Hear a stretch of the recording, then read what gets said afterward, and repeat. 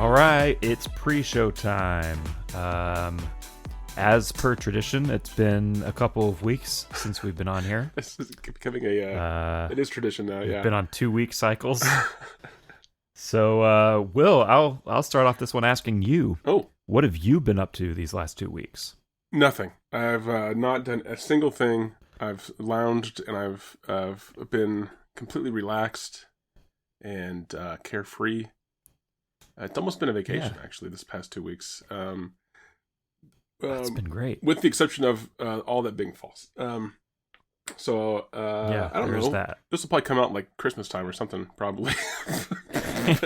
Probably. At the time of recording, it's middle of September. And this is my busy season with haunted house stuff.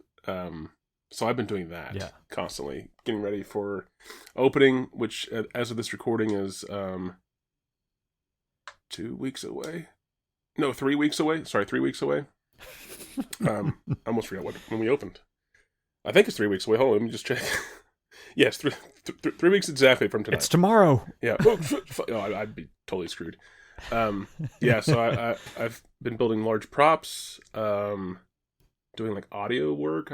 I made like 6 different soundtracks. That sounds too fancy. I've done like 6 like audioscapes. So it's like just compiling different sounds for different like concepts of rooms. Been working on like marketing. Shot a video last weekend, I think. I think that was last weekend I shot that.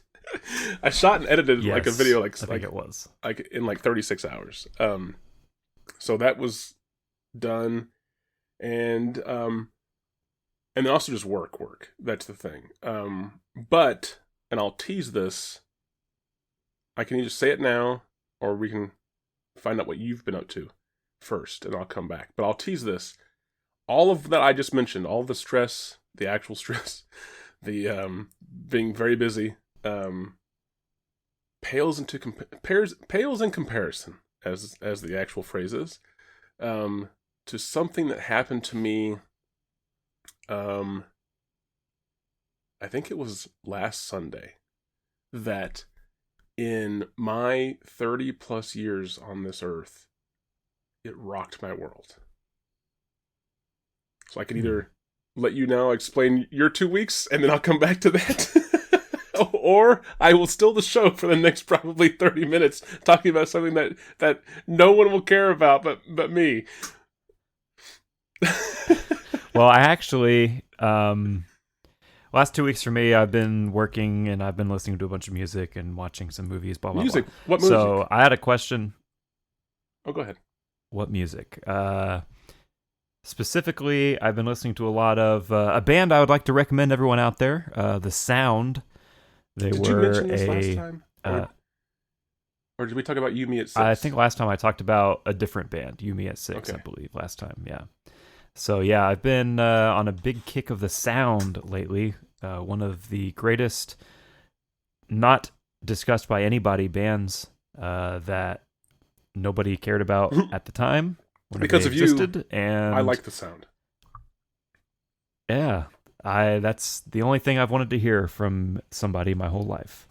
I discovered them. Glad I fulfilled. You can now rest peacefully. My life's dream. I discovered them about 10 years ago. Oh, wow. I and thought it was recently. It was whenever I was living in Muncie. Okay. And I had a stretch where there was a handful of their songs that I discovered and I really loved, and I listened to those songs a lot.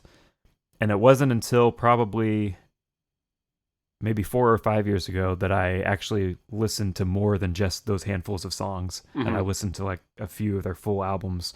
And I was like, yeah, this band is fucking great. And they were from the 80s. I think they formed in like the late 70s, and they released albums from 1980 through to 1987. Is this a European band, English band, American band? Yeah, they're British. British. Yep, okay. They're from Manchester. Okay. And so from everything I've read about them, everything they released was very highly critically acclaimed Oh wow. And like their second album that came out was called From the Lion's Mouth is the name of the second album. And that's on it was apparently on a bunch of like critics best of the 80s lists. And But but still, no nobody ever one. listened to them, and they'd never had a commercial success Why ever. not? Um, that is the mystery. Nobody, I don't know. So there's a few different bands like that that are like some of my favorite bands ever. The Sound. There's another one called the Chameleons that is, I think, one of the best. Never heard of them. Also, never had any success. And so yeah, there were just a couple of bands. They were also from Manchester. The Chameleons were, but there were just these a few of these bands that, for whatever reason, just slip through the cracks, and it's really sad because they were as good, if not better, than the really popular acts. Do you think that And that's more frustrating for an artist to be critically acclaimed and not known, or to have no one like your stuff? Which is more frustrating? that's a good question. I mean, I don't know. because usually, like, even whenever factually no one likes your stuff, or even, that's too harsh, but like no one knows about you, right?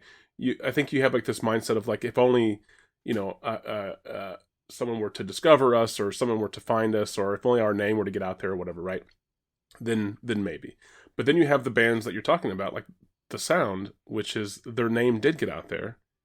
You know, if they're on some list, some like top whatever list, then clearly they were listened to. But then for no one in the public to really grab on, sorry, not no one, but not enough people, you know, for it to be commercially successful. That has to be like, I think that'd be harder. Yeah, quite possibly. Because then there's you've answered the question of, you know, if someone were to just discover us, we would blow up. And it's like, well, someone has discovered you and you still won't blow up, you know. That's gonna be yeah, frustrating. yeah. I'd be curious to know what someone's opinion would be on that too.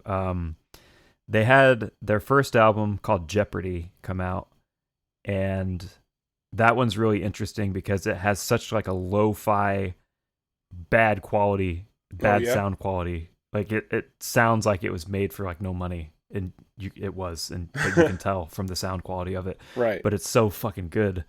Um, and then their second album actually has, pun intended, the sound, Production. and so it sounds great, and the writing is great. The music is fucking amazing.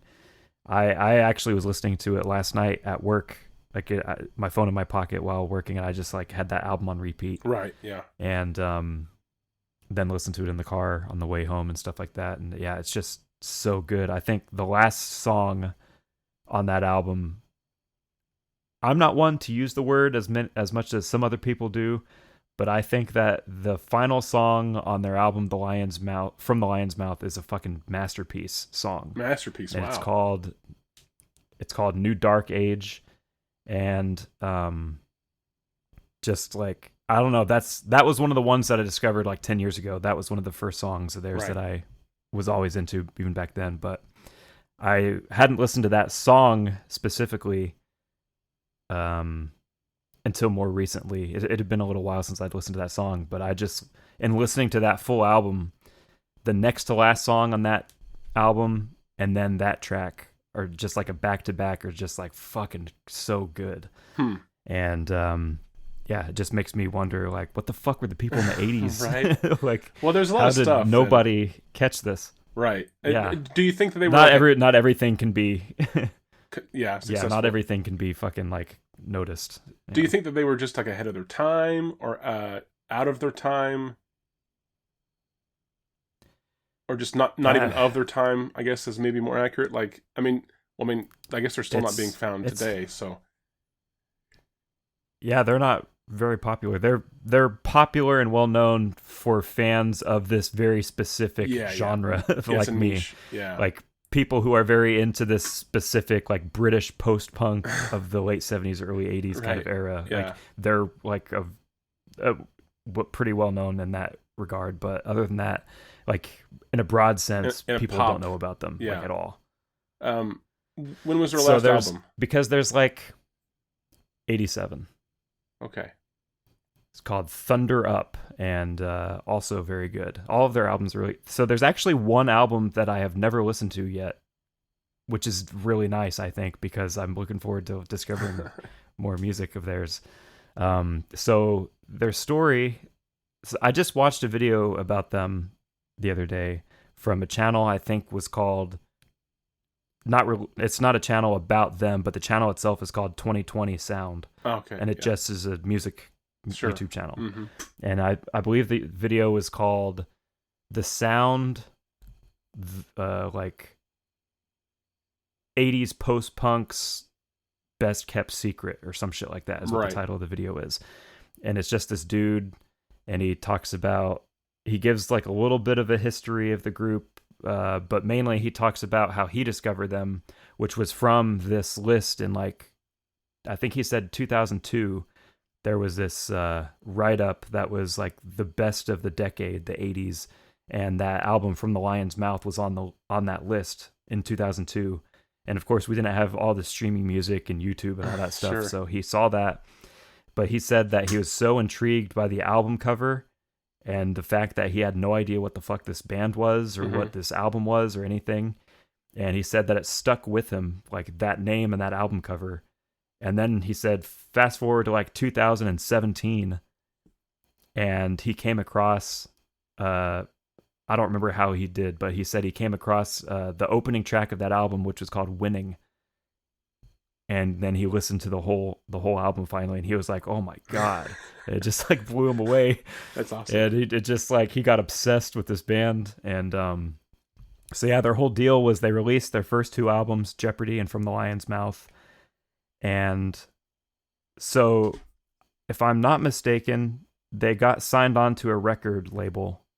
I don't know if it was before or after their first album came out, but so either way, From the Lion's Mouth was on a label. Mm-hmm. And then their third album was being discussed, and the record label was really pushing them to make like a more poppy, like they wanted them to make like a very easily accessible, like poppy record. Yeah. And they in rebellion went the opposite direction, and they made their most experimental album. That's awesome. The guy in this video explained, that's the one that I haven't listened to. It's called All Fall Down. And the guy on that video explained that it's not like the album is like super experimental and just weird soundscapes and stuff like that. It's music. Beeps like it sounds, yeah. It's not like weird what abstract shit, but it's just like, exactly. It's not like fucking Nine Inch Nails kind of like more experimental stuff like that. Yeah. But whatever it was, the record label was not pleased, and they dropped them after that album. But then they had what's been described as a comeback EP in quotation marks called The Shock of Daylight, which just got a deluxe 2 CD re-release like 2 weeks ago that I got. So someone's still like buying this stuff. Yeah, enough to produce like a brand new CD. So there was a deluxe re-release of that. A deluxe reissue of their album called Heads and Hearts, which I love, and I own that as well. And I never thought I would own a physical copy of these albums. And there was a deluxe reissue of the only live album that ever came out while they were still around, and it's called In the Hot House. And I have not gotten that one yet, but I plan to. But yeah, they're just amazing. And if anybody is into like 80s music, 80s pop, punk, kind of like rock music, stuff like that, highly recommend The Sound. One of their most popular tracks is called I Can't Escape Myself, and it's the opening track off of their first album. That was the first song of theirs that I ever heard, and I loved it. It's really depressing lyrics, really great music. The singer, songwriter / guitarist of the band, his name was Adrian Borland, and he had kind of like a sad tale to his life. There's a documentary about him actually that I plan on watching, but he suffered with severe depression really badly, and you can tell if you read the lyrics from their song, like this song I Can't Escape Myself, for example. He So the band ended in 87, and he basically, all I remember is that he started to suffer from like some kind of schizophrenic episodes or Oh something like wow. that. And then eventually, I think it was in the mid to late 90s, he ended up committing suicide by throwing himself in front of a train. Damn. Wow. Yeah. So there will not be a reunion of the sound Yeah. anytime, I don't think. Right. um, Hmm. so he's dead, and then I believe there is some synth in a lot of their songs, like, and I believe that the keyboard player from the band has also passed away. I don't know how though, but Mm-hmm. so yeah, two of them at least are dead. But amazing band, excellent discovery. So I recommend the songs "I Can't Escape Myself." They have an excellent song called "Total Recall." Um, one called "Counting the Days." And then my last recommendation would be that song, probably my favorite song of theirs, called "New Dark Age," New Dark Age. the closing track of From the Lion's Mouth. It is just an amazing piece of music, I think. So yeah, it's still So great good. to hear that An like amazing closer to an album. that they're that they had some level of popularity and then maybe even a resurgence of sorts, that someone is pressing new albums. Like that's kind of cool. That Mm-hmm. it's not just like, like they were in and out, and even though they were great, they're out. you know, it sounds like they're still Yeah. making someone money, right? Potentially. Which goes back to my question earlier about, uh, what would be more devastating or more frustrating or whatever, um, having critical success and then no commercial success, or just having no success at all. And it sounds like, I'm going to assume here, not knowing anything about the band, but it almost sounds like they didn't care about that at all. It was just making music. Because clearly, if they cared about commercial success, they would have maybe listened to that studio and done something a little bit more out of their norm to Like more appease the mainstream masses. sounding or whatever. Yeah, right. So to me, it almost seems like they didn't care, so as long as they were able to make music and express whatever it was they had to express. But that still had to somewhat be a downer to be told by critics, at least, that you're really great, and more people need to hear this stuff, and still no one, well, not no one again, but comparatively speaking, or maybe the potential wasn't met. I'll put it that way. I think in that video that I watched, he cited an interview with that singer Adrian Borland. He cited some interview with his dad from later on in like maybe the 2000s or something like that, talking about Adrian Borland. And I guess they kind of, or his dad kind of, from what I understand, was saying that he's not sure that Adrian would have been able to handle it if they had Oh, become like really successful right. Yeah, either. that's a good point. Right. Yeah. That's probably the best So outcome. yeah, it's possible that the way it went was just the way that it should have gone. Yeah, the way that Maybe. it needed Yeah, to they go. were they were so talented. He had such a good voice. I think that his lyrics are really, really well done, and just like musically, just fucking so good. Right. Like I can't say enough good things about that New Dark Age song. It's just fucking. I And how love again that did you song so say? much. Did you say how you found them? No, if I recall correctly, it was just from a streaming, like a recommendation. I think I was listening. So for listeners out there who are listening to this, I'm a big fan of all of these 80s post-punk and goth groups. Right. Like my favorite bands of all time, like a lot of them, my favorite bands are like Joy Division and Susie and the Banshees and the Smiths and the Cure. You have a These type like this, for sure. that's my type Musically, of music. yeah.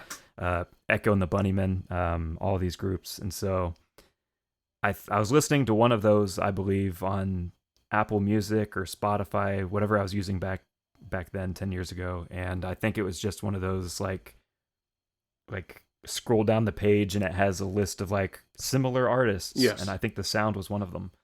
That was how I found them, if I Awesome. recall So correctly. it was kind of just, it was sort of not really random, but it was definitely like not as intentional as like someone told you about it. Go listen to this type thing. Yeah, and that's how I've pretty much found most of my music that I've gotten Right. into, because I don't know anybody that listens to this stuff. Yeah, But, I guess that yeah. the Chameleons. I found the Chameleons from one of our trips to Chicago. I don't know if you would remember this, but Probably. I we mean, it's were me, so probably not. right, true. We We were went to in Chicago for a couple of times. Will a couple was it of Cinepocalypse times. or was it just Yeah, we were there for Music Box? Cinepocalypse. It was the one. It was the 2018 one. Whenever we were there for like a weekend or whatever. Okay. And we went to this empanada restaurant that was I right recall by. those. Yes. That was pretty close. So 'Cause it we was were also there nearby the at that pizza place. restaurant eating. Yep. We were at the empanada place. I vividly. Oh, I do remember this because you went and talked to the cashier. Yes. That's right. Yes. Yep. We were sitting there eating, and I can still picture like where we were sitting, Yeah, and yeah. like you sitting across from me. And I remember hearing this music playing on the thing, and I was like, whatever this is fucking good. And I was like, I have no idea. I was what just this enjoying is. the empanada. I was like, place- this is delicious empanada. I didn't agree. Yeah, you're just I tuned are you gonna out. finish that? Yeah, I was just so into the food. I had a moment where I was like going to take a bite, and then I paused. And then I was like, wait a second. So yeah, I took my shot because I could not figure out what the fuck this music was, but it's so good. And I took a gamble, and so I walked up front to the cashier, and I was like, we'll see what happens. And Yeah. I was like, do you happen to know, or could you find out what this is that's playing on the speakers? And luckily, the cashier, she was actually the one that was playing the music. She was like Bluetoothing the music onto the thing, and she was like, "Oh, it's the Chameleons." And I was like, "What is this Chameleons? What is this?" And she like pulled out her phone and showed me like the album cover and told me what album it was. And so I like searched it up and saved it really fast so I wouldn't forget. And she was like, "And if you like stuff like that, then you might also check out this other band." And there was another band that she recommended called, if I recall correctly, they're called Iron Curtain. And she recommended an album by them, which is also quite good, but not as good as the Chameleons. And so I got deeply obsessed with the Chameleons, and I now own all of their albums on CD also. And just so good. That's like one of my favorite ways to discover something. But when was the last time you had an empanada? That's what I really want to know. Not since. That was your peak empanada experience. Was finding the music. I was like, I can't. Yeah, I better stop while I'm ahead. That's right. Yeah, I mean, I'm with you. Though I don't have as specific of an answer whenever people ask what's your favorite music, or like, what type of music do you listen to. I wish I did. Yeah, because saying like 80s British post-punk is such a very niche, specific, weird thing to say. I usually just say like, I usually gravitate mostly towards rock. Well, sure, yeah, is what I usually say. But I mean, but even in your head though, you still have an answer. Like, I'm not saying that that's what you're going to tell people, right? Yeah. But you at least comfortably have an answer. So definitely, it's harder to find that stuff unless there's something automatically recommending it to you, or unless you just happen to like have a random experience like you did in Chicago where you stumble upon someone, like, the one individual in a 10-mile radius who's playing stuff, right? Yeah. Yeah, so that's really hard. But I guess maybe it's like somewhat of a benefit whenever you go to look for music, because then you sort of an area to start searching in. Mm-hmm.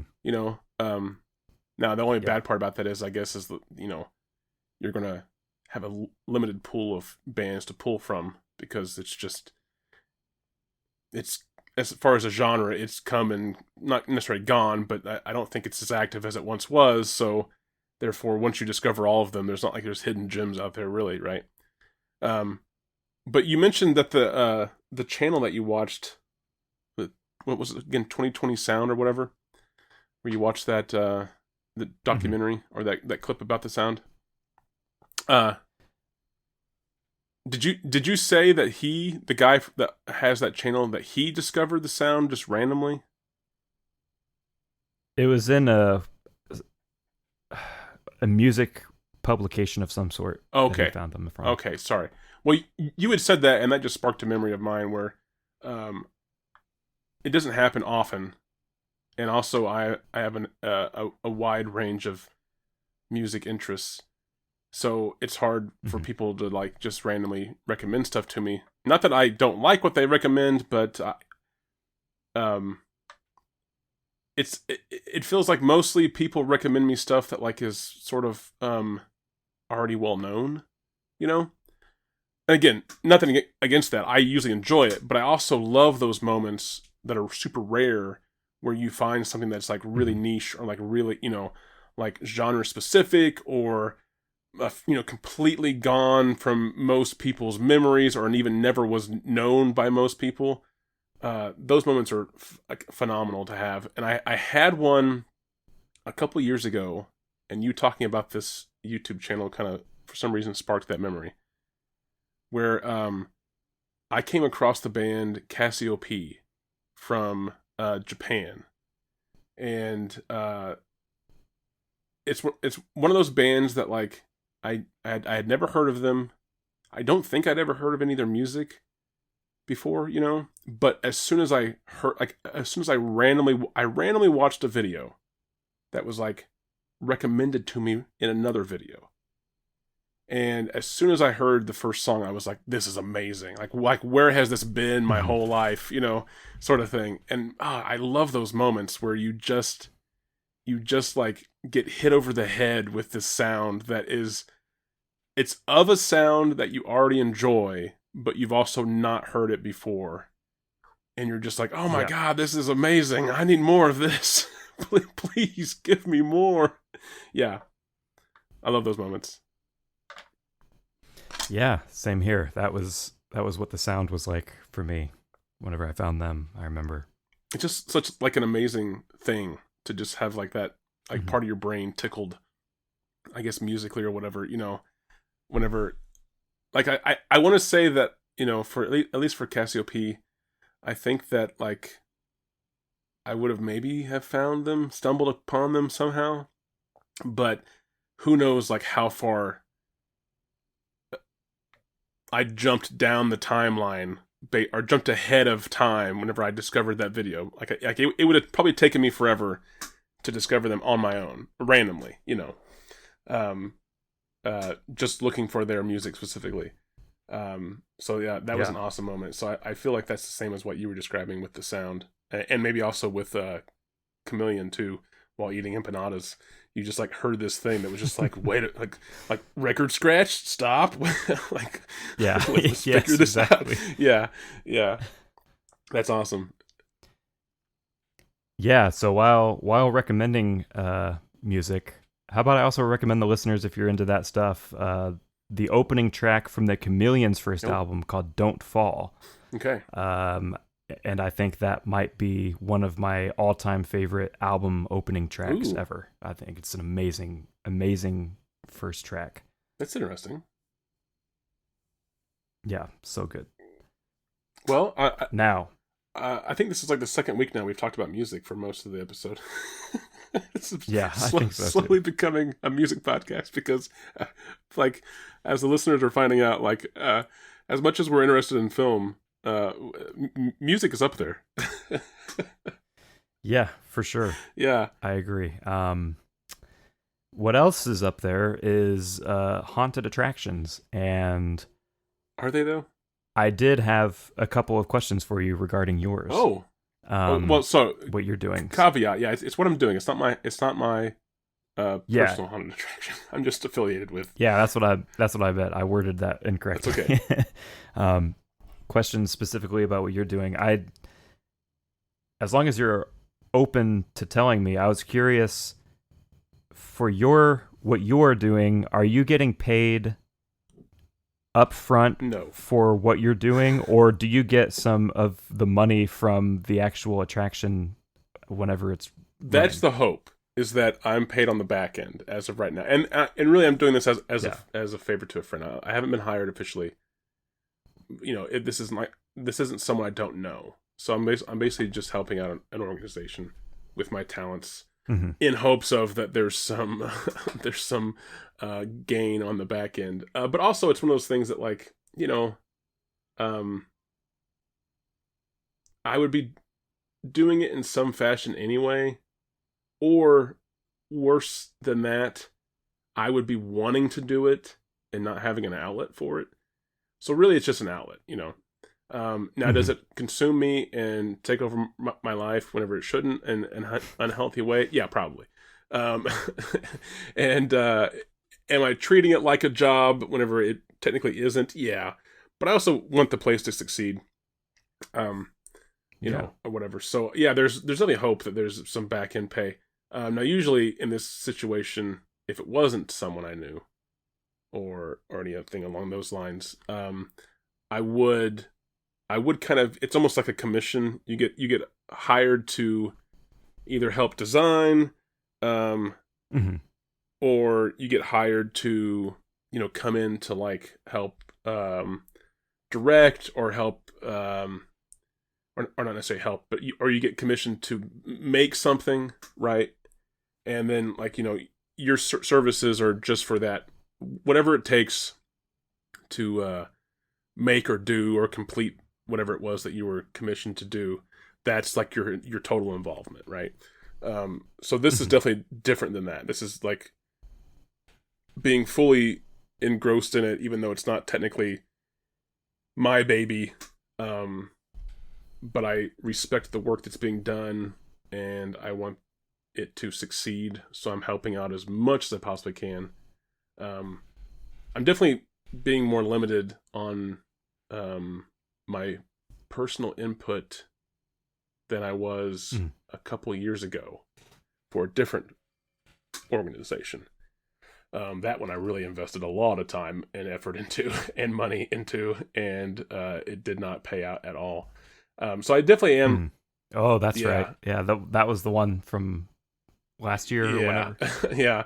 I was with that project for over 2 years. A long time, yeah. So this one I'm definitely being a little bit more conservative with. I'm also, budgeting myself just because I know that like, this one I'm not as invested from the ground up as I was with the last one. I mean, the last one, I did plant those seeds for the last one, whereas this one, it already existed before I came involved. So I'm just kind of stepping in to kind of help, right? So yeah, but again, like I said, I mean, I would be needing an outlet like this if I didn't have it. So that's sort of like the upfront payment, I guess, if that makes sense. Now, it's not like anything fine. I can't pay the bills with that at all. But it's definitely like, I would be horribly depressed. And not even that. I would be doing it anyway, to some extent. So I might as well do it for a larger audience and for people who actually are going to, I guess respect is the right word. Respect the work, rather than just doing it for myself. And then, because I've done that. I've done projects that I still have, but I haven't, that no one has seen. But it was just because I needed to like physically birth the idea, from a concept to a tangible thing, and then I did it, and I was like, well, now I've got that. So what am I going to do with that now that that's done? Nothing. Okay. So yeah. Yeah. The other thing that I was curious about is the stuff that you are making. How much of it is completely something that you just decided to come up with, and then how much of it is something that they specifically requested that you make? I will have done 5 different pieces. So I'm talking specifically just about props right now, because there's other things I've been involved with this project. So of the 5 larger props, and these are like so I'm using the term like prop like very generically, very vague, right? Like in a film, we think of a prop as being just like, an item or like a thing on a table or whatever, right? Not like a whole set piece, right? or a furniture piece, like a giant, part of the set. But that's definitely in the haunt world. It's kind of an umbrella term to call it a prop, right? But these are large. In fact, the one I'm working on right now is roughly 10 foot tall by 12 feet wide. And it involves many pieces, and it's wholly original. Like, so I'm just like, to say that I'm shitting it out is to imply that there's more organization and more structure to it than what there really is. But another piece though was actually I guess first conceptualized by another member of the team. They saw a video that had an element of something that they liked, and they said, "Hey, this is cool." So that that was shown to me, and I was like, "Oh, I'll try to do something along those lines or whatever." And then there's also other things that are very much hodgepodge, where one of us will have an idea, the other person will then build upon that, and then it goes back to the first person, back and forth. So it really depends. But the one I'm currently I finished the one that was conceptually someone else's idea first, just because that was easier. Even though, is that the one that you sent me a video the giant bong. Yeah, the electric chair. Yeah, the electric chair giant situation. Bong thing. The gas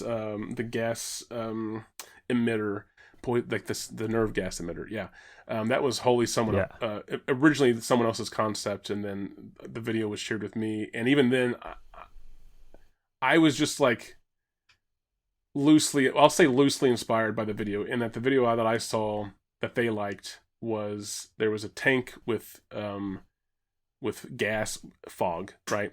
And it was attached to an actor's face, like they were getting gas masked, through a series of tubes from this larger tank. But they were not in an electric chair. They were not giant bong shaped things like mine were. mine were, and mine doesn't even attach to the to any part of the body. But that was still easier because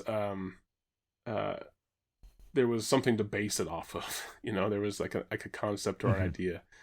And then another one I'm doing, that's kind of like a hodgepodge, a back and forth, more collaborative effort. The concept has been there in my mind for a while. I just haven't completed that one because other projects have come in the way, basically. And then this current one I'm working on, like I said, it's wholly my idea, to the point that like it hit me like a strike of lightning, and I also could not explain it to anyone because I didn't really understand what it was, sort of thing. So that's like every day after work is like me trying to like push this along, and I only have like another week and a half to finish it. So so at some point in time, it just has to start to become a thing. But it gets easier as I go. I mean, I've been doing this for a while, and you have like an idea, right? And then you quickly realize what you can and can't do with your skill set. Like with the short film we wanted to make. Yeah. And we realized that we had no location. Yeah, along the same lines. So like you figure out, like you have an original concept, and that's like the seed of not just creativity, but it's also like the seed of like the drive to do something, right? Like you just want to do a thing, and that's a cool idea, so let's go that way. And then you start to realize that like you can't do it because of skill, or you can't do it because of materials, or you can't do it because of time or budget, or whatever. There's reasons that you got to start changing it. And oftentimes, the result is, let's just table it and come back to it, and maybe we'll finish it, or we'll finish it whenever we have money, or when we have a location, or when we have the materials or the crew, or whatever, right? But it gets shelved. And what really that means is that you're giving up on it. I mean, honestly, that's what it means. You might come back to it, but you're going to abandon it for at least some period of time. Whereas in this instance, a scene or a room has to have something. And so you're in the room trying to like conceptualize, okay, what could go in here that would be an attention grabber, or a possible distraction for a scare somewhere else in the room, or the scare itself. So you can't just abandon that and then, come back to it next season or whatever, right? And then you also know that like that room still exists, and it's a void that has to be filled.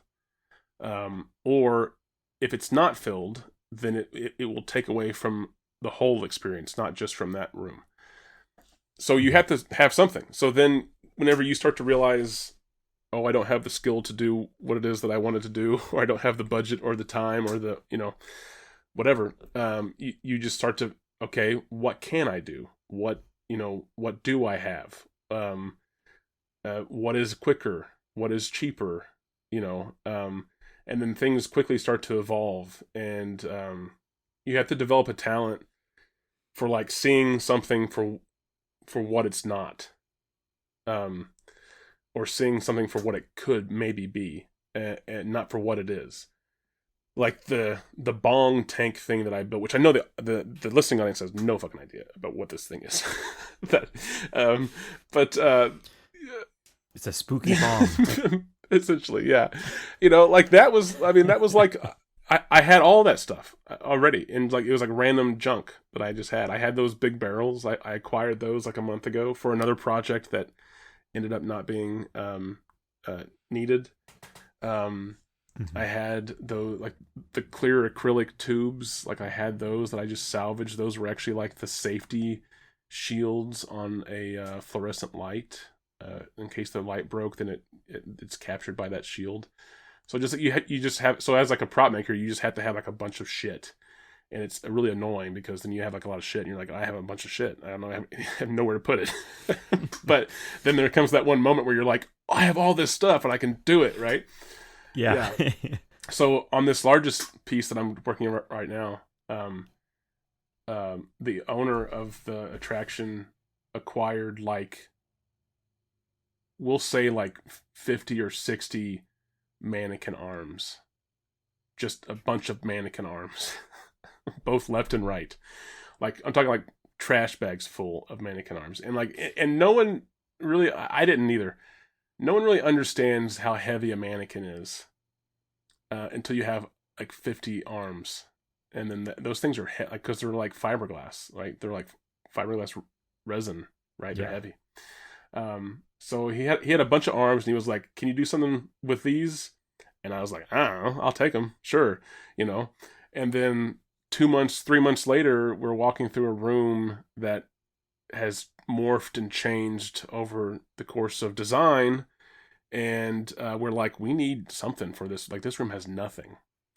And it actually, after construction, ended up being a larger room than what we had originally anticipated, which sucks because now you're like, I have to fill it with more things, or else it's just going to feel, cavernous, empty, lacking. So I was just walking through, and we started to spitball ideas, and I don't know where it came from, but I was just like, oh God, yes, that's what I'm going to do. Because I like suddenly recalled like these dozens of mannequin arms, and I have a couple mannequin torsos. I also acquired a like CPR dummy torso. And then I have a full set of mannequin legs at my disposal. And I was like, oh yeah, because this room's theme is like an experimental biology lab sort of thing.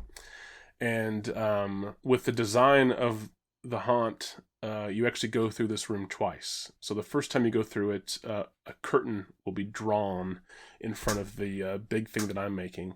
And then the second time you go through it, the curtain will be open to reveal the big creepy thing, right? So I was like, oh, I'm going to just make a giant, like, biblically accurate mannequin. Just like arms everywhere and, like, maybe two heads and, The first time they go through, it's arms everywhere. The second time they go through, it's the legs. Right, yeah. It just started out as this concept of, like, I'm just going to have arms everywhere that are, like, attached, as if maybe they actually do have, like, human flesh inside of them, sort of thing.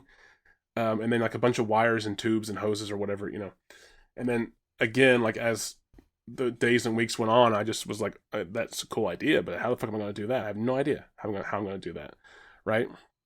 And then I started to think, okay, do you know what a exploded model is? Okay, Maybe. so Go it's ahead. whenever you have like a model of something, like a structure or a vehicle or an item or whatever, and there's components that make up that item that you would not be able to see if the item was assembled like normal. So you do an exploded view, which is you draw everything out a certain distance, so it still gives the generic shape of the finished object, but not how it looks like assembled, right? So I was like, that's what I'm going to do. I'm going to do like an exploded version of the human body, but also with multiple arms and heads and wires and guts. And so that's kind of what I'm doing now, is that. And again, it's one of those things where just over time, as the clock starts to tick and you start to realize, like, this is going to be hard. Like, you just got to figure out what to do. And in this case, like, there's not a correct answer of like what this is supposed to look like, which is freeing, because you can just make it look weird, and kind of gory and creepy. But as long as it's large scale, and it fits all those other check marks, it'll be an attention grabber in the room. It might not be like the thing that's scary or whatever, right? And it's not going to jump out or move or, whatever the element is of fear. It's just going to be upsetting to look at. And it's also going to take up a large chunk of the room that we had nothing in, so. Whenever this is done, how is it going to be transported? See, that's also the thing that you have to think about. As you're building and designing, that's one of the things where you're just like, well, because this is the 10 by 12 foot. Yeah, thing, right? Yeah. So the finished item will be that. Also, if this was a regular episode, the title of it would have been, "I have lots of mannequin legs at my disposal." Yeah, I do. It would be. You're right. Yeah. So that's part of the process, right? Is you have to figure out, okay, I can build it here. Which is what I have to do, because I mean, I've built on location before, but it's really hard because I just have like a shop here of just like, and it's not like anything professional, but I know where everything's at. I have all my stuff, anything that I can think of for the project, plus everything that I can't think of for the project I have, right? And then if I need to buy something, I can just go get it, right? So if I do it on location, I'm without the excess stuff that I've collected. So I'm limited. So if I'm building it here, which is a majority of the time, I do have to consider like, how is this going to move, safely, to where I don't have to try to rebuild most of it whenever it gets there. For the giant gas tank electric chair bong thing, I designed that with a few factors in mind. One was transport, which that part was actually really easy. It was still fragile, but it was easy to take apart into smaller chunks. But that was designed into it.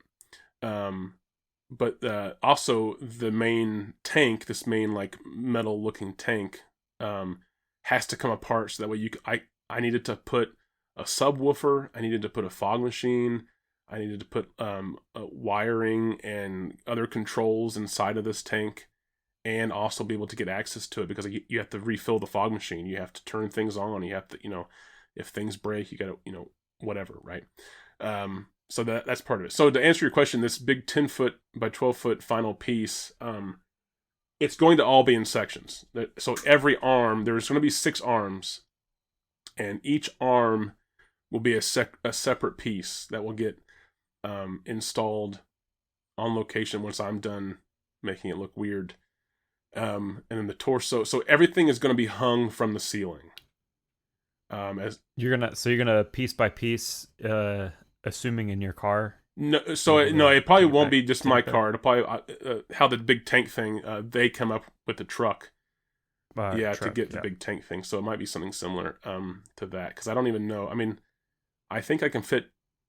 I mean, dimensionally, I can fit it in my car. Yes, in pieces, but I don't know if structurally how it'll have to lay in my car, if it'll lay to where it doesn't just break. But each arm, so there's 6 arms. Each arm consists of 3 mannequin arms. So each of those mannequin arms are held together with metal rods, and each of those arm sections will be hung from a ceiling, the correct length from the ceiling to be spread out, sort of like, imagine like a giant angel wing on each side, or spider legs even, stretched out. The torso will be hung the same way. It won't be attached to anything else. The head will be, and skull will all be suspended from the ceiling. So I have to add anchor points. I have to add all that kind of stuff. So yeah, it's really weird because, like I said, you want to just like make a cool thing, and that's part of the process, is being able to make a cool thing. But then the other part of the process is like, okay, how is this cool thing going to exist? And then how does it also get to where it needs to be? And then whenever I inevitably do have to do repairs on it, how do I fix it quickly to where I can hide a repair fast or whatever? So yeah, that's the not fun part of. Well, I guess no, that's also the fun. It's because it's all like a puzzle, That's all part of the challenge of of a piece.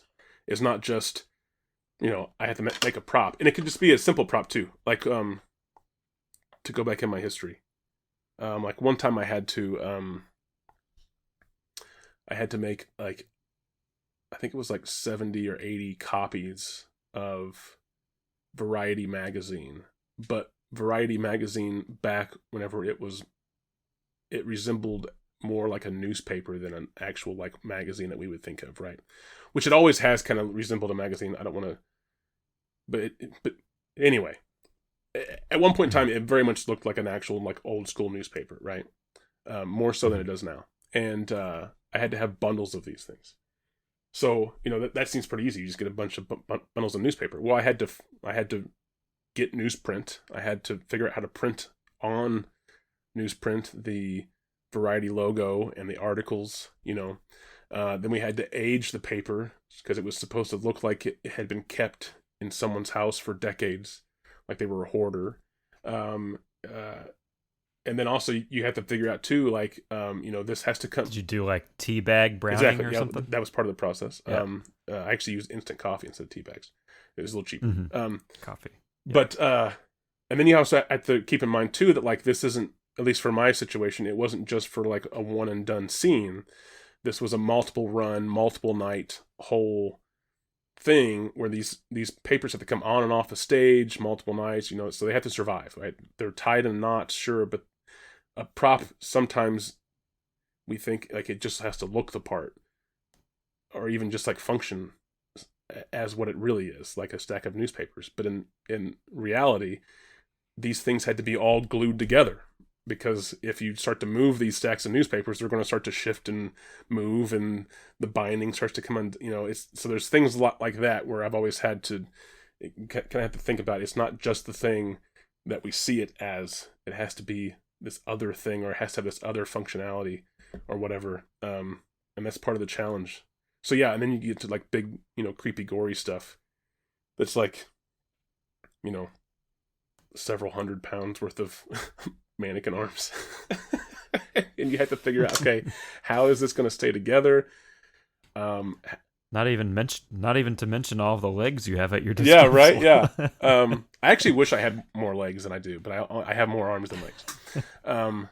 Because I wanted to do like multiple legs too, almost like a Da Vinci's Vitruvian Man. Right? Oh yeah, yeah. That was also part of the thought process, but I don't have enough legs. And the legs also aren't separate. They're oddly enough, the legs are they're all from like the waist down. They're all one piece. I guess because of pants, right?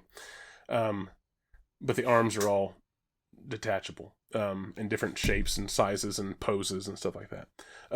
So not only does this have to look the part, not only does it have to survive a transport, but as I said, it also has to be hung. It has to be assembled in some fashion at the end, right? And it's not just, in this case, I'm making it even more challenging by saying that I want it to be like an exploded model where it's like floating in space. And the only thing connecting the elements together are going to be like wires and electrodes and tubes and, stuff like that, right? So now I have to figure out a way to hang this stuff.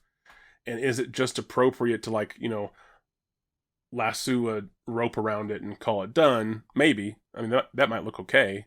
Or do I want like, hooks in it that it looks like it's like meat hooks are hanging from the ceiling. And if that's the case, okay, I got to figure out how to do that look to where, is that going to be actually structural? Is that hook that looks the part of a meat hook also going to actually function as a load bearing hook that has weight on it? Or is it just going to look like a hook? And if that's the case, I still have to figure out how to hold the weight of this thing, so that's kind of where I'm at, with both this large piece and another piece, is designing a system that blends into the more actual like structural component of the whole thing, rather than just looking like I, tied a rope around it and hung it up in the air or whatever. So yeah, and that's why And by the time anyone's hearing this, it will have all gone swimmingly, and it was a wonderful well, success. that's the thing about like live event too, is that it might not have. Yeah. But the show, literally, like as I say, the show must go on. It's not just like a weird saying, right? So like whatever I don't get done, or whatever fails as we're installing it, or whatever breaks on opening night, or on week 2 or 3 or whatever, like, right? I'll just have to be like, okay, how do we make this work, and then open in an hour, right? That's just part of it. And that happens on every production of every scale. Now it happens more on the stuff I do because the budgets are lower. but I mean, that happens, on the big Broadway productions too, or movies, whatever. You just have to figure out how to make it work. And at the end of the day, I say this a lot to my crews that I'm with, is that at the end of the day, the audience does not know what you thought 100% was going to look like. Their 100% is whatever you present to them. So you can't get hung up on, oh, this isn't right, or, oh, this is, I have to take this away now, or, oh, this isn't done, it's going to look weird. They have no idea. And it's a really hard thing sometimes. You get so involved in a project where you, in your head, know every detail, or even in person, if it's, to that stage where it was completed, you're so familiar with it that it's hard to detach yourself from thinking that is the only possibility of being completed, that anything else is either incomplete or wrong, and the audience has no idea. So you have to let yourself know that it's okay, and that's, like I said, sometimes that's really hard, and I'm guilty of like getting lost in that train of thought too. So that's the prop side of things, but I also mentioned the design side.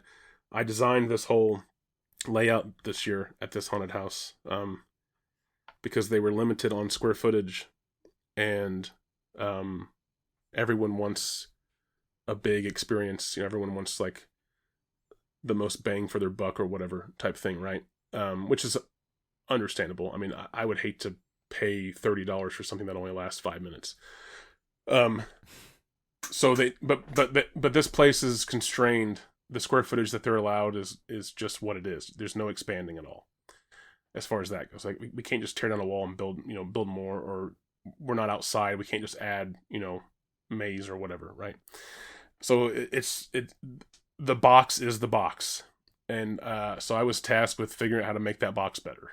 And I've done this before, but never anything that's like this, both experimental and also totally like hands up in the air.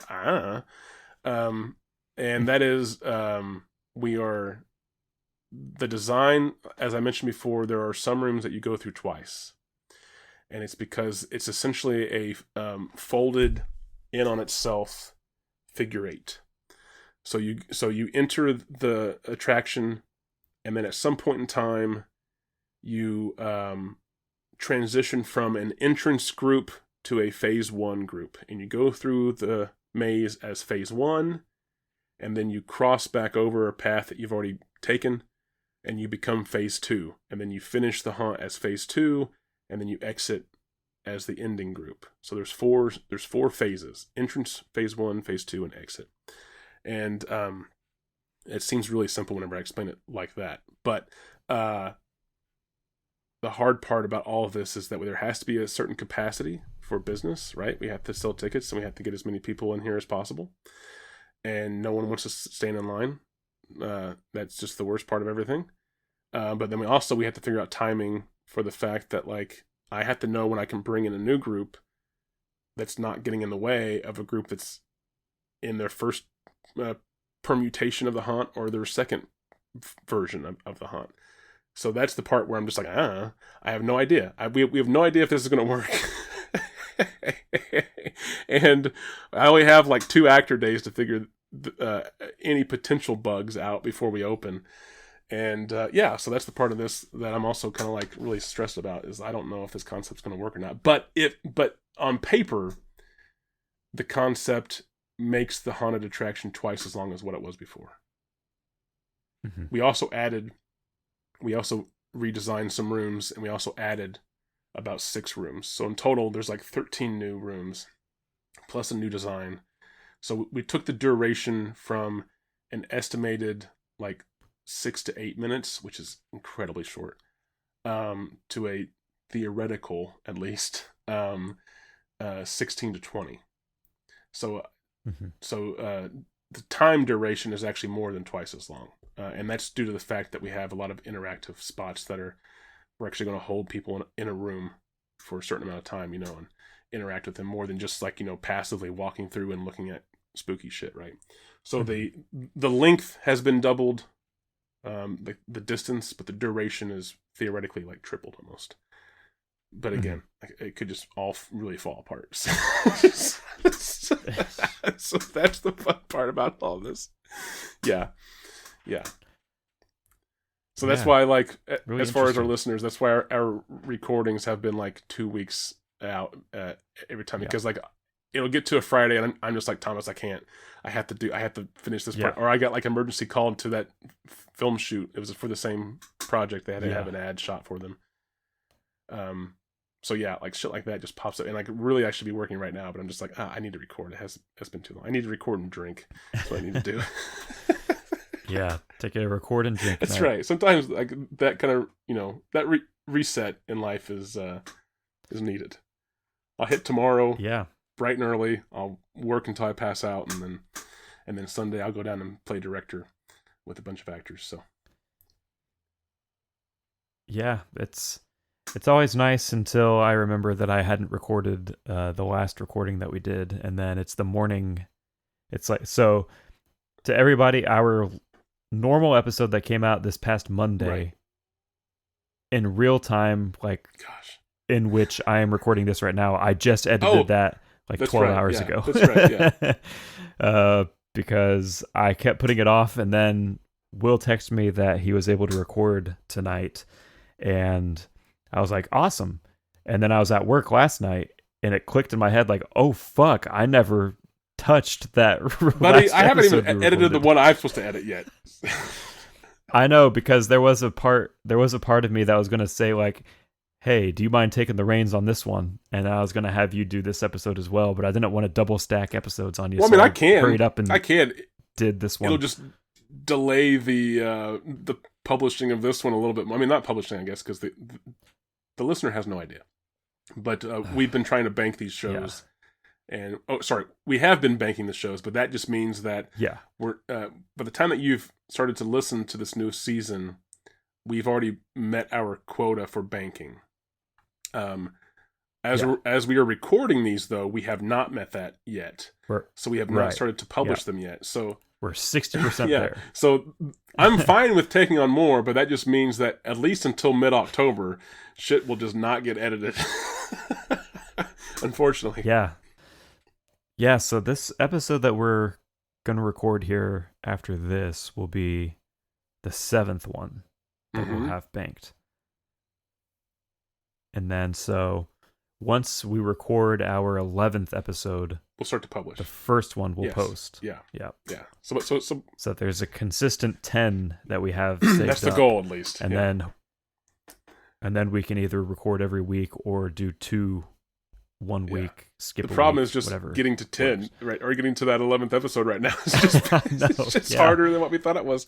Well, it's because exactly. I mean, whenever we started to do this, the idea was that we were going to record a bunch all at once. Back in like June. Yeah, wasn't it? Whatever it was. Yeah. And then I had an event back then too. And then yeah. We were doing 2 a week. We were doing good for like 2 weeks. A couple of weeks at least. Like 2 weeks we did it. Yeah. And then I had to start getting shit done, and I couldn't stay up as late. And so yeah. So by the time that everyone's hearing this, like I said, I'm sure this will all be past, and it'll be like, I'm sure it all went great. It'll be maybe November, maybe middle October. Who knows? January 2026. I hope not. Happy New Year. I want to get past this so bad. Yeah. Well, by the time they're hearing this, it might be fucking 2026. I guess that's true if it's weekly. It's 10 possible. weeks. Gosh, yeah, because I think October is like 10 weeks away from. Fuck, damn it! I'm not ready for that reality. Gosh. That reminds me though. I do want to do a Christmas special. I need to. So you heard it here first. At some point, we either already did the Christmas special or we're doing it next week. Yeah, at some point. Time is weird. At some point here in this mix, there's going to be. We need to make a space for me to do a Christmas one because I had thought of a couple of ideas that I wanted for a Christmas ones, and we did a Christmas special for 2024, and I wanted to keep that. I'll pretend to be Santa Claus the whole time. I thought about a Halloween episode. I know, also, I like that concept, but I feel like we're going to come and go on that one pretty quick. Yeah, I know. The Christmas one I think is doable. Yeah. So I do want to plan for that. So, man, yeah, time is interesting. So, speaking of time, do you have time to regale us with a tale from last Sunday? Oh, that's right. Or has it been too long? I did pitch that. No, I'll keep it short. It really was nothing amazing. But maybe it was. I don't know. All right. Thanks, everybody. Tune in Monday for our regular episode. I'll keep it short. That is the short Unless you version. find it as interesting and mind-blowing as I did, and then I'll go on forever. But I'll try to.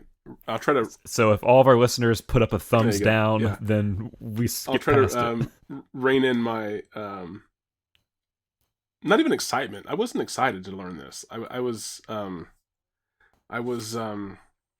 shocked. I was stunned. Like I said, it really affected me to where I thunderstruck. What's that? Were you thunderstruck? Yeah, possibly. Something happened to me at least. So I mean, to the point that like it delayed the video that I worked on last week getting finished by like 3 hours because I just couldn't. I woke up. I literally woke up, learned this information randomly, and then it took me 3 hours to like, okay, I gotta focus. I gotta get back to reality. Okay, so what is it that I'm talking about? That's the ultimate question. Are you familiar with the phrase, "We'll leave the light on for you"? What is that from? What is it from? I don't know. But you're aware of that phrase. It was said in a commercial. Yeah. Motel 6. Do these things ring bells? Okay. Right? Sure. Motel 6, famously known for the phrase in all their commercials, "We'll leave the light on for you." Right? Yeah. So much so that, like, for a lot of us, especially my generation, I guess, who was more apt to watch TV than now, it's like burned into us, right? Okay. Furthermore, there has, at least for my entire life, because this gentleman started doing this in the 80s, there has always been a singular voice of those commercials. I'm not aware of anyone else ever filling in, or there ever being different versions of the Motel 6 commercials. It's always been one gentleman, one voice, and that sort of similar phrase, "We'll leave the light on for you," or some variation of that little friendly gesture, right? Okay. The light will be on. The light, the room will be illuminated. In theory, the lights should work. You will be able to see. We'll make it visible for you. Motel 6. Motel 6, you'll be able to see. Probably in parentheses. Yeah, yeah, yeah. Um, so, um, at some point in time later on in my childhood, maybe like teens or whatever. So we'll say like early 2000s. The voice and the ending phrase "we'll leave the light on for you" had an addition added to it, which was "I'm Tom Bodett for Motel 6. We'll leave the light on for you." So this voice now had a name to it and was telling us that it was speaking for the company, right?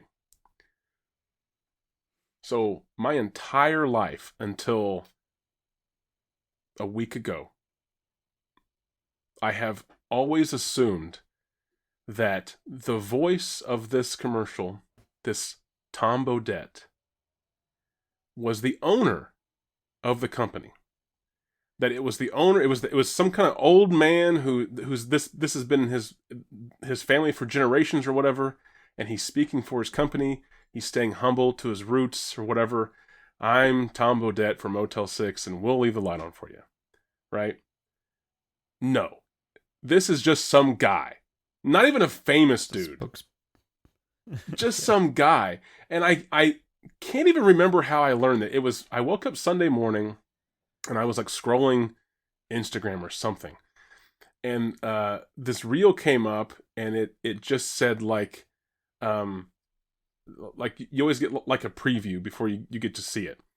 And it said Tom Bodett, and then it said they only know me for these 7 words. And instantly I knew, we'll leave light on for you. That's what it is, right? So I watched this clip because I've never seen the guy. I don't know what he looks like. I only know his voice. So I watched the clip, and Tom's talking to the interviewer, saying that like he's had this very fulfilling life. He's written many books, and he's produced shows, and he's done other things, but people only know him for that slogan. And he's saying it in a very like dejected sort of manner. And I'm laying there thinking, like, why is the owner of the company not happy that people know about his company? Like, I get that he's wrote a book or whatever, and he's done other things, but you would think, a successful company, you want people to know about your company, right? So I literally had to go and look, because, again, this reel didn't tell me that Tom Bodett was some random guy. I had to go look it up. For the first time in my life, I typed in, who is Tom Bodett? And I learned that he's just like some radio guy from like NPR that the marketing firm back in the 80s was like, and I'm going to paraphrase this, this is pretty close to a quote. The marketing firm said he had a voice that sounded like someone who would stay at a Motel 6. And I don't know if that's a compliment. Yeah. So they just hired this guy. He's just a radio guy.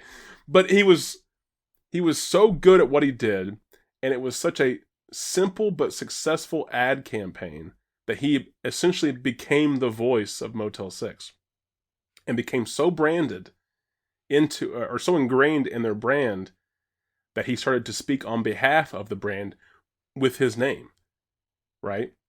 But little dumb Will just thought that this was just some humble old man whose family, the Bodett family has owned Motel 6 since the 1920s when the car first came out west or whatever, right? The stagecoach days or something like this goes back generations.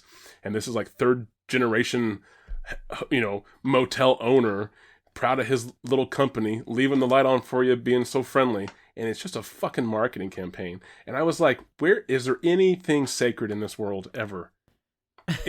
I really was. I know it seems stupid. And trust me, I understand how stupid it sounds too. But I was really, my entire life, I've just thought that was like the guy who owned the place, and it's just some guy.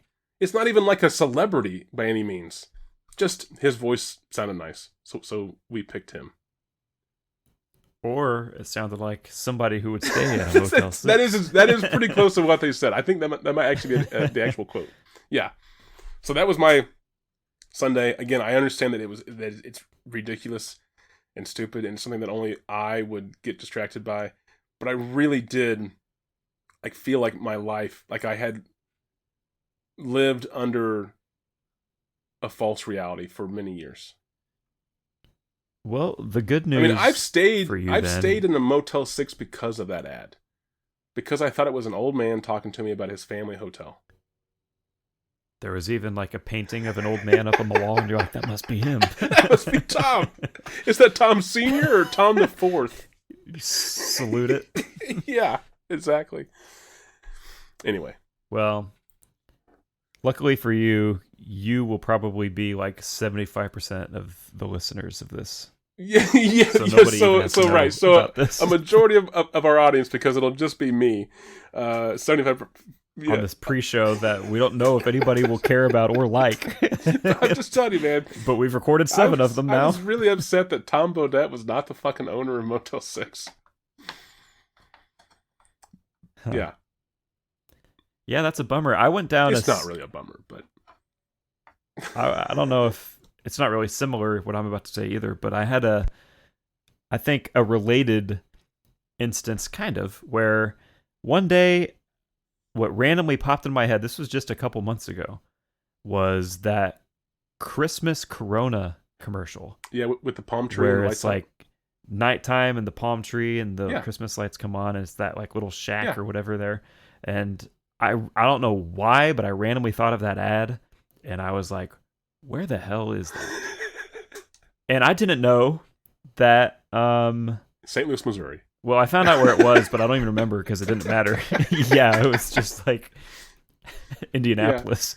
I didn't know that that originally aired in like the 80s. Oh, yeah. So that's one of those things where, yeah, exactly. So, yes, I know the feeling that you're talking about. Where That blew my mind. I thought for sure that was a just newer like, thing, because it doesn't look Yeah. like it's in 1980s ad. Like visually, like quality wise, it looks like modern day. well, like whenever I was a kid, like the early 2000s, it looks Yeah. like that's whenever Yeah. it was, and that's when I assumed It wasn't was, 20 but years old at the it time. It was from like the late 80s or early 90s is whenever it came out, and then the commercial evidently was like so popular that they just played it. Well, that's every like year. the same. So the same thing. It's a Christmas commercial. It's the Hershey Kisses one where the Hershey Kisses are bells. Santa? No, Oh, not the M&M. oh, Yeah. the M&M, the Hershey's, Hershey okay, Kisses, I know what and you're talking they're about. like bells, and they're ringing, and they make the shape of the tree. That commercial has been playing forever. But it's one of those commercials that, like, I guess it still works, or it still. Same with the fucking M&M one that I Yes, just you're cited. right. That one's been on for like Yeah. 20 years now too. We're just getting Um, old, and nothing's changing. Yeah, maybe. But I have felt that feeling as far as with the Hershey commercial. Whenever I first realized that, like, which is only a few years ago, that like, oh, this is the same commercial that I've been watching for like several years now. I didn't go on and look at the age of the commercial. It could be older or younger. I don't know. But I just know from having lived it that, like, man, I've seen this commercial since I was a kid, since I was like a little kid, and it's the same exact commercial. Yeah. Yeah, there was like a whole backstory to this Corona commercial also, where they just like, there was like no money to shoot this commercial, so the dude just like, whoever it was that was tasked with making this commercial was just like, I'll just fucking put a camera right here and we'll just hope for the So, best. That's pretty much what it Were was. the lights real, or were those added in post? No. Well, I mean, I don't remember if they talked about that specifically. Because if they're in real, that then like the effort he interview. had to go through to climb that tree and hang the lights. For like 3 seconds worth of footage or whatever. Yeah, I feel that pain. I understand. Yeah. I just spent shooting the ad that I shot last weekend. I spent fucking 4 hours shooting that thing for 20 seconds of actual ad. Yeah. Well, that reminds me also of that, like the Robert Eggers commentary on The Witch, where I can remember there's a part where the camera is just like tracking through their little shack, and he points out that he's just like, yeah, there's like a real like 17th century like bread oven or whatever over there, but you only like kind of see it on the corner of the frame for a second, and I'm like, my God, that's fucking crazy. Yeah. But I guess it adds to the moment. But That's what we do for our craft. We sit on the beach and we open a Corona, and then You it's hit it's so record. good that they end up using it 30 years later. Yeah. So Yeah. if we see that commercial Interesting. again this year, we should salute it or something. That's a good plan. But nobody will know except for us, I guess. So But that's fine. enough. I'll That's salute 100% of the that audience. commercial if should I see it. Hopefully I won't because I don't really watch TV. So I don't know how I would see it unless Yeah, I don't I know. was just like I don't scrolling know if I've somewhere ever and it seen that happened to ad play. anywhere but TV. I don't know if I have either. Like that's definitely not an ad that you see Huh. like randomly on YouTube or on a movie trailer bumper. That's definitely like a TV only Well, thing, and only for like a month or maybe 2 months out of the year. it's cool that you can't look at anything without seeing a bunch of advertising That's everywhere that's all the been time. that's been our life the whole time. Yeah, that's basically what this is like what the thesis of this whole segment Yeah, has been. stay at a Motel 6. But Yeah.